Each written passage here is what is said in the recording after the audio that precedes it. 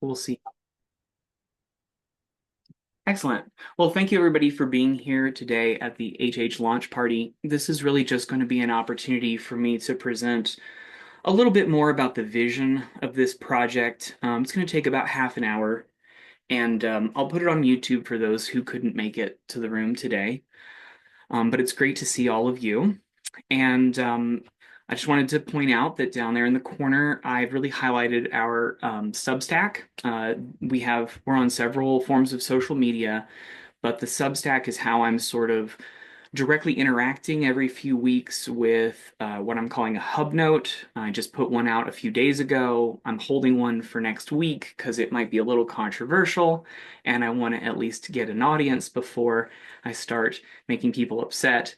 But no, the Substack is going to be the only way that we ever fund anything related to this project. The technology costs have not gotten super out of control yet, but Zoom license and other things that it's only for those who are able to participate in supporting us financially. And we have had um, a pledge come in, which has been really nice, and I hope to see more along the way.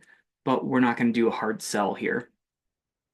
Let's get into today's talk. I'm going to do a brief outline here, really just sort of an introduction, giving you a little background as to why I wanted to see this somewhat different thing in the world, and why it's become a passion project of mine, that we're just going to launch it and see how it goes. But it's really around co-creation, which is a term I've written about. It's on the website. Please check that out. And then holobionts, right, which I'll introduce in a little more detail today because they're so central to what we're going to do. But really, this is about developing free, communication-focused projects. And I'll give a few examples towards the end as I kind of rally the forces here to say, let's boldly go. Let's bring our values into the world and let's have some emergence of these ideas that we all care about. I promise that I'll talk about optimism because, if you know me, if you followed what I did at the Soil Food Web School or anything in the last few years, you know that optimism is kind of my brand. However, I do need to voice some difficult realities because I've been at this for 17 or so years, and I've been sort of in some of the different, if you want to call them camps or focus groups within agriculture and land management. And I feel very passionately that the sort of regenerative soil biology enthusiast space, that they have a lot of the answers. The pictures here show me when I still had a little bit of hair in New Zealand at 25, when I got passionate about agriculture for the first time, and then all the way to last October, it would have been when I was finishing the Camino de Santiago in northwest Spain, was where I took that photo.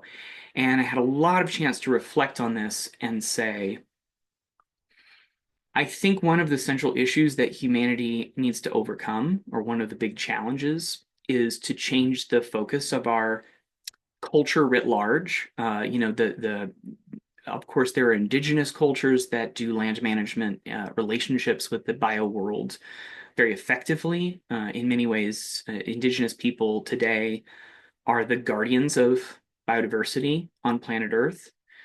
However, the majority of humans, through various, for various reasons, depending on their location, are not really focused on their relationship with the natural world, right? And actually, that they are part of the natural world. Let's put it that way. And then the institutions we have. Many of you know that I was part of academia for 10 years. The institutions are pretty broken, even though there's wonderful people there, wonderful researchers and others trying. The incentives are quite in the wrong direction in many cases. But I really have no clue how to fix this on my own. And so holobionthub.com is really an attempt to call other people to participate in that way, because I need the ideas and I need the growth that's going to come from this network, right?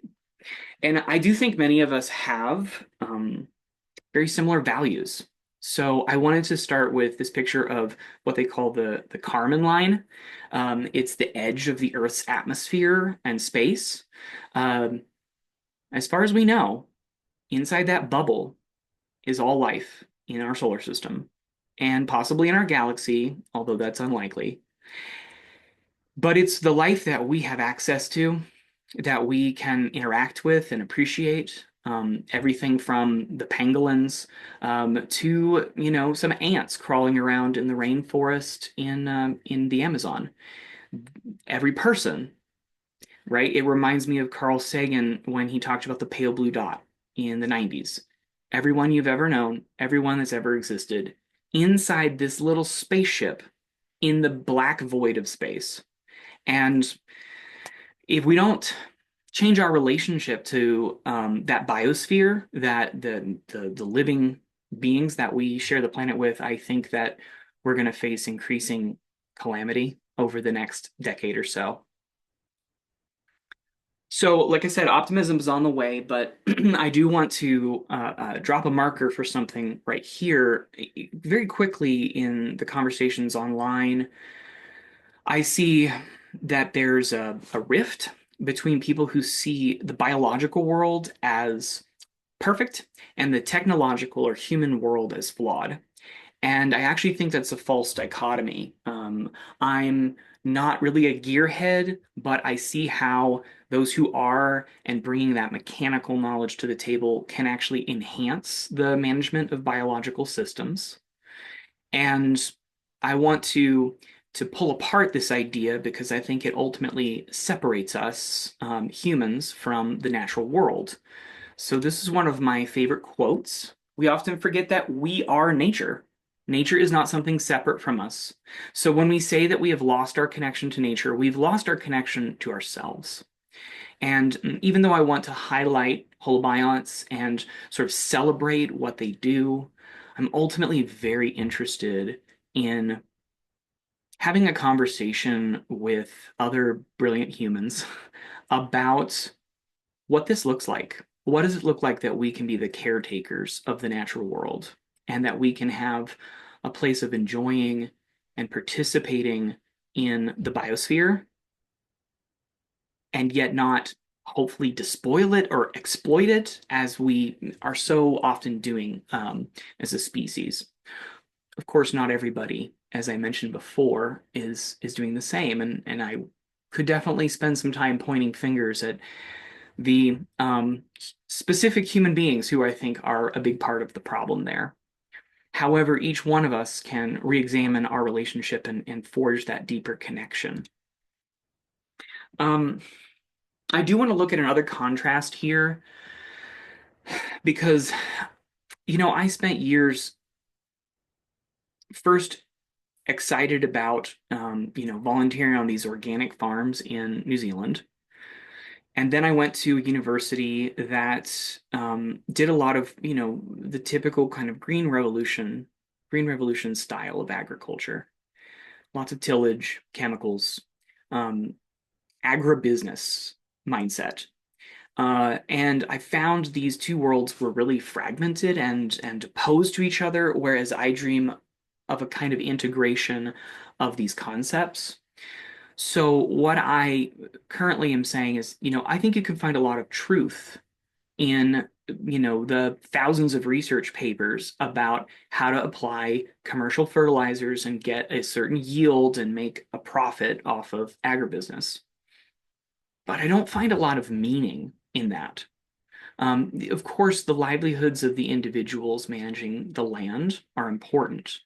However, as I look at things like erosion and loss of biodiversity, I think that we are sort of um, laying the groundwork for our own destruction through this kind of thing and laying the groundwork for social inequity and other things. So I really, though there is truth in and facts and evidence over there, I don't think there's a lot of meaning.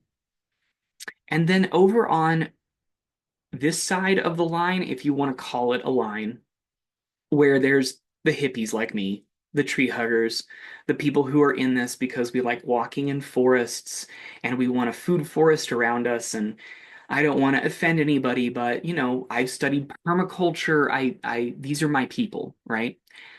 There's a lot of meaning here. And sometimes there's really not truth. Sometimes there's really not the same urgency for accuracy and evidence. And it's sort of like the ideologies dominate the conversation instead of having discussions about, well, we have to weigh this evidence against that evidence.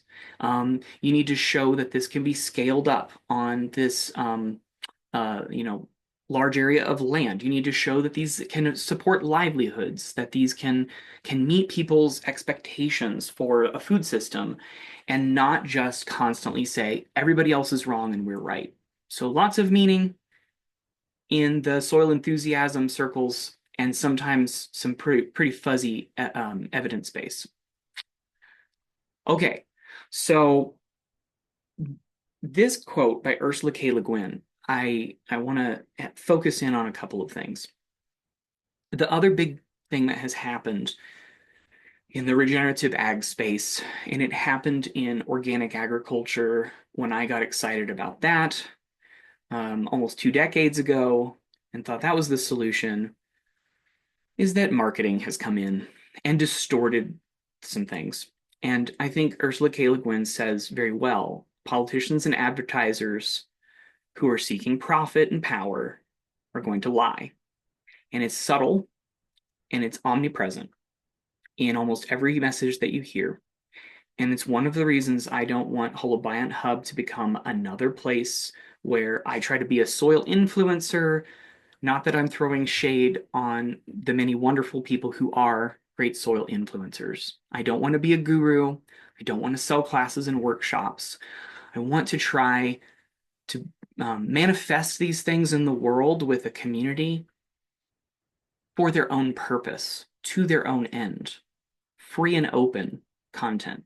I think that that ultimately strengthens the whole movement, and it also helps hold some marketers and advertisers accountable for what they're trying to capture and distort elsewhere. Okay, now the optimism. I grew up Saturday morning cartoons with this show, Captain Planet. And the idea was that a group of 5 young people from all around the world were given these elemental powers, fire, wind, etc. And when they called together, the 5 of them, for Captain Planet, he could manifest. And he said, by your powers combined, I'm Captain Planet. And so the Planeteers were a community, they were friends, and together they could manifest this thing that was stronger than themselves. And that's really what I'm dreaming of.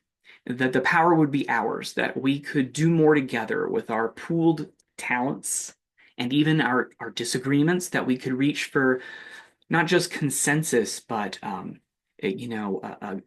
collective intelligence that's greater than any one of us could add to this. And so let's be Planeteers. This I really want this to be a network for really real content creation. Again, that would even hold accountable some people who would distort these messages, because holobionts are powerful, and I'll get into why I think that they are scientifically and technically, but they're not magic, right? Nothing is a silver bullet. And we need to go into this with shrewdness, with our eyes open, and with a kind of savvy that we can only really attain together as we hold each other accountable. Okay, I promised that I would do a little bit more on holobionts, and I want to do a deep dive here about the concept. Make sure that I define it in addition to what's in printed material on the website. For 15 or so of the 17 years that I've been a soil nerd, I've really been focused on plant microbiome interactions or plant microbial partnerships, right? And the interface of how the soil system works together with the plant's root system. And as this graphic mentions, as there's There's microorganisms that live inside the tissues of plants that can do things like help them get more nitrogen that they need to make proteins. There's microorganisms that live on the aerial surfaces that protect the plant, like armor. Um, this is the heart of the holobiont. And by the way, humans with our gut microbiome, we're holobionts too. And just about any mammal on this planet, most of your so-called advanced kinds of life in the tree of life, lizards, all of that, they've become dependent on a microbiome, on bacteria and fungi that colonize their surfaces or cover their surfaces and protect them, help them gain resources, protect them from things like pathogens that would do them harm, right? So I've listed a number of papers here that are some of the background thinking on this subject in case people want to take a screen grab and look up those papers for themselves. But as I go into exploring what the holobiont thinking has become for me, and this has been over years, I want to start with disease theory. Um, the idea is that not everywhere where you have a pathogen present do you have a diseased host.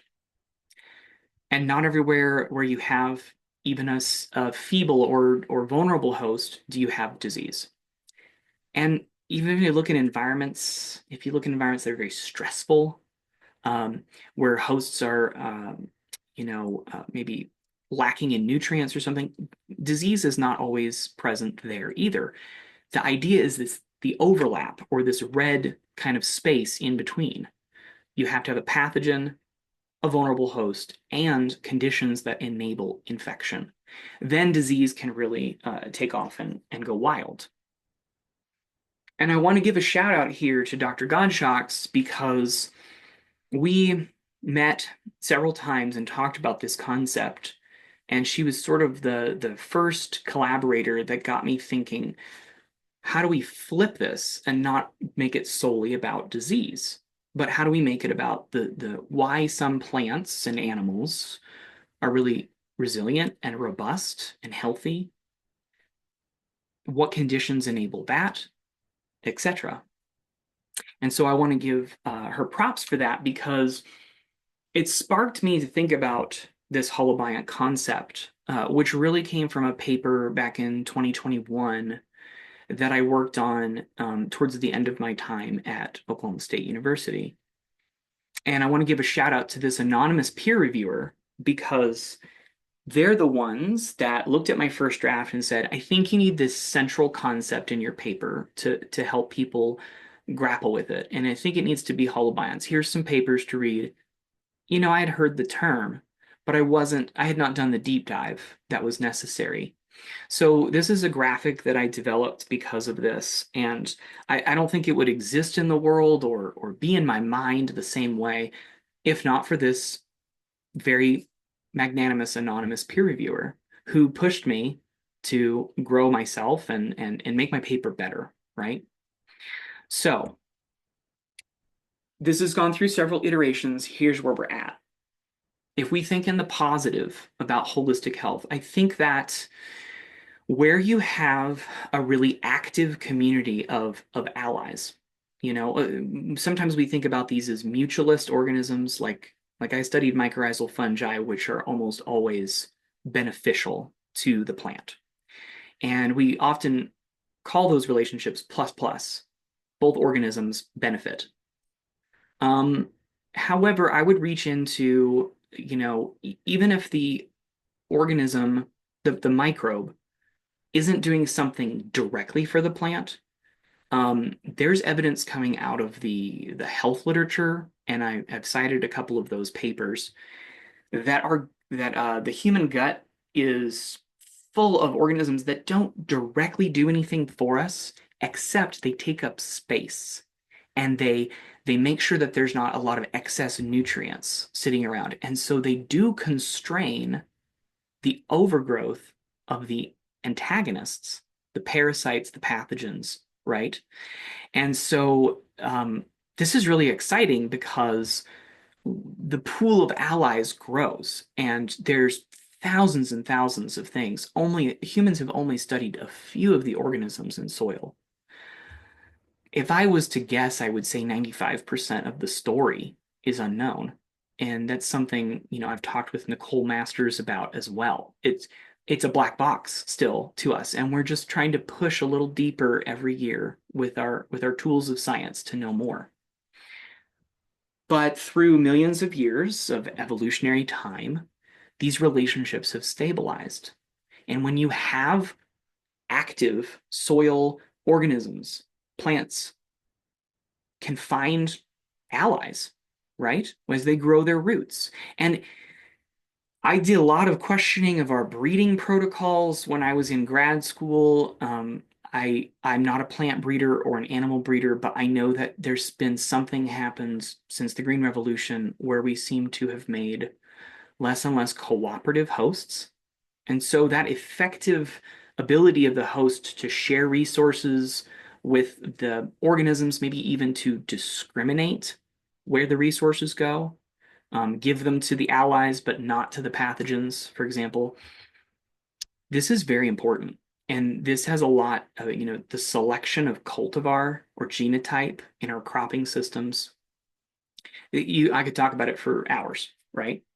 So you need effective hosts. You need these ally organisms to be present and active. And then you also need supportive conditions. And this is where I want to talk about sweet spots, or if you're familiar with the um, uh, story of Goldilocks and the Three Bears. It's not too hot, it's not too cold. The pH is not too high or too low, right? You're in this kind of golden zone. I can't tell you exactly what pH to shoot for, but here's a range. And if it goes above that, you're getting into some kind of dysbiosis. If it goes below that, you're getting to some kind of dysbiosis, right? Some kind of problem. So there's a huge thing to explore. That's applied ecology. It's what some people call agroecology. And more, I'm seeing it called ecological land and soil management. And I really like that concept, right?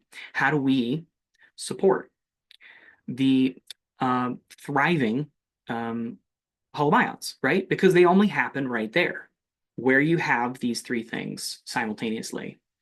And the reason why we would care is we can attain a lot of resource use efficiencies in these managed systems if we take care of the holobionts, if we set them up for success. They can help suppress a lot of diseases and other pests. And I talk about optimizing yield and quality because so much of the emphasis out there is on maximizing yield and quality. But that's a very ineffective allocation of resources, right? We know, for example, that nitrogen fertilizers, commercial fertilizers, often represent over half the costs of an agribusiness. And we know that as they're applied, almost half of those nitrogen fertilizers are wasted, right? This is an average. There are ways to improve the nitrogen use efficiency of a system.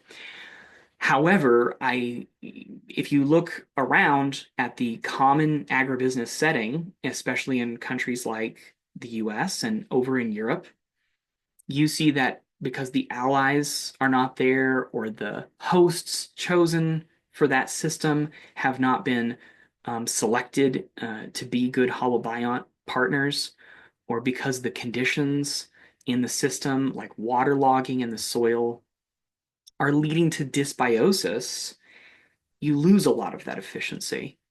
And we could be spending a lot less money to grow the same calories. And really, calories are not our problem as a species right now. It's nutrition, right? Many people are overeating calories and under consuming nutritious foods. So all of that goes together with what I might call intrinsic resilience, the ability of the system to handle some stress because drought years will come and go, and other environmental challenges will arise. And if you have thriving holobionts at the center, you have a lot more options. So really, this is what I'm saying. The place of humans are in this system is we can set the stage for the success of holobionts, and then we can sit back and appreciate the music they make. I see some ideas spreading out there in the world that sort of say like we have to micromanage what the plants and microbes are doing. I'm not into that. I think it's more like jazz. It's more uh, like having a relationship with the music that they're making. And maybe we can set a few guidelines or boundaries on the edges, but if we enable them to assemble, then they will do what they've been doing for millions of years, take care of themselves and take care of us and take care of the rest of the biosphere. So I don't think I have time today to go into all these caretaker strategies, but these are the kinds of things I want to dive into with others here at Holobiont Hub. Um, to talk about what does the enrichment of key resources look like?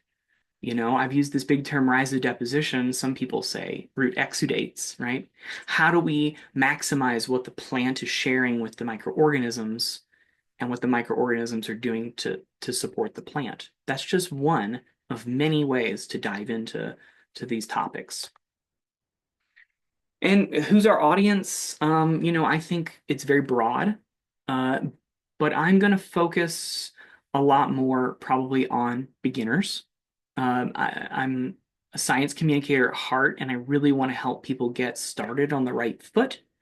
And so I will ask the community to help me make things that are very digestible for new folks. And then sometimes we'll get some folks in the room who have been doing this for years and years, and we'll be ecology nerds together and read papers and have that kind of benefit as well. So if anybody's familiar with this little free library concept, that's really a huge part, maybe 80% of what I want to see at a Holobiont Hub is you're walking past something, there's attractive, good, accurate information there for you to grab when you're ready, right? The person who's ready to start a backyard garden, what can we do to help them?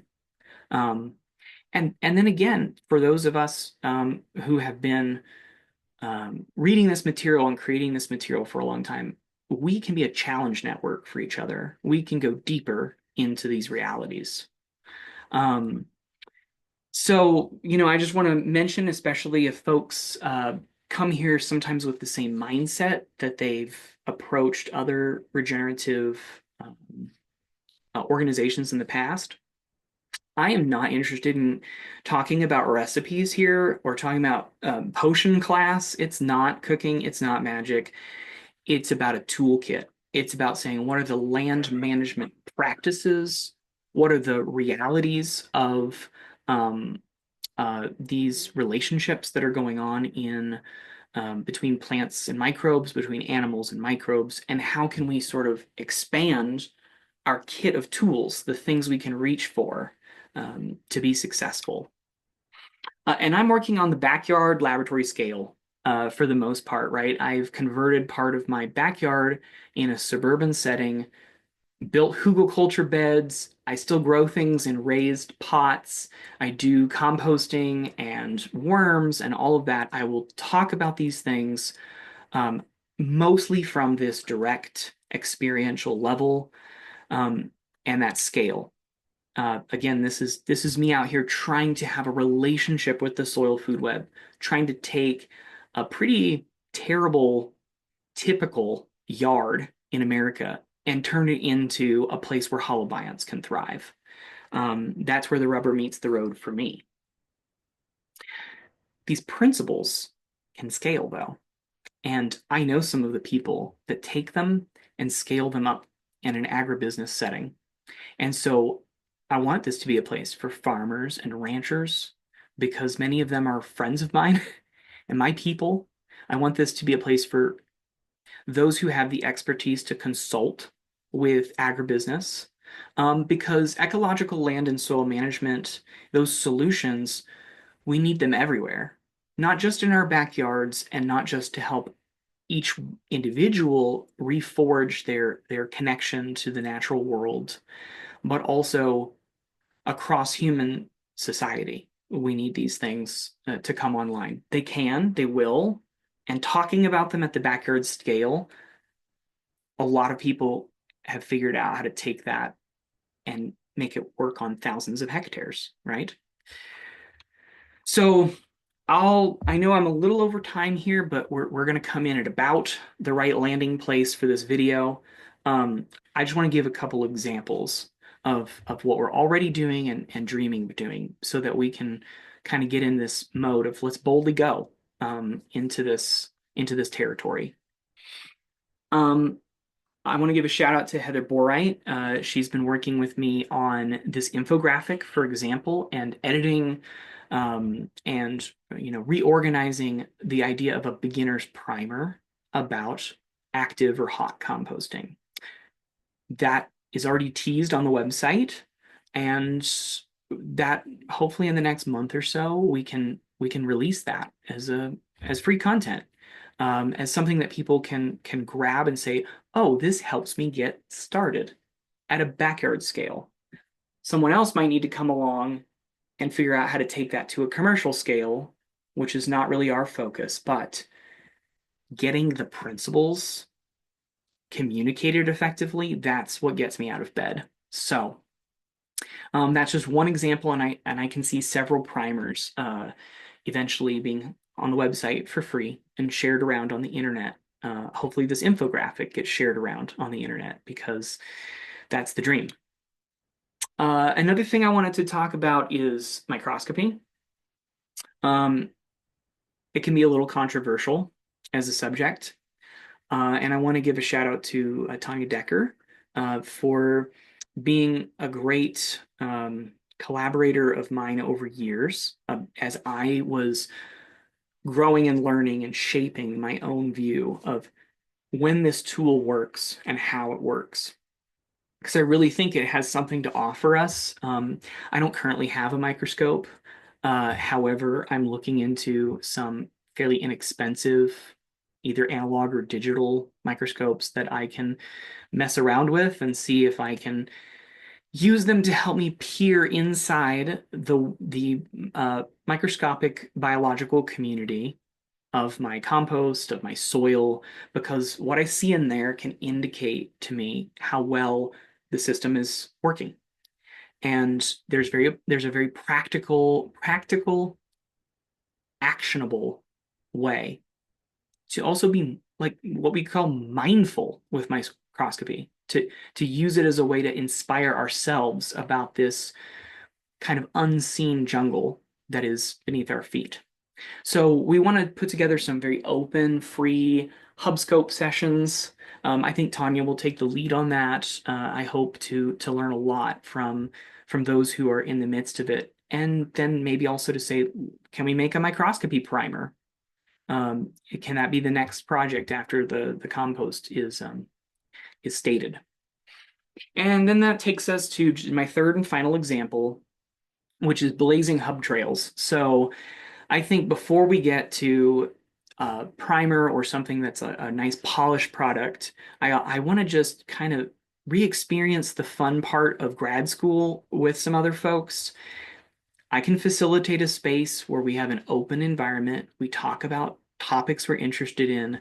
We separate, take a couple weeks to do our own research, and then come back together and share with each other.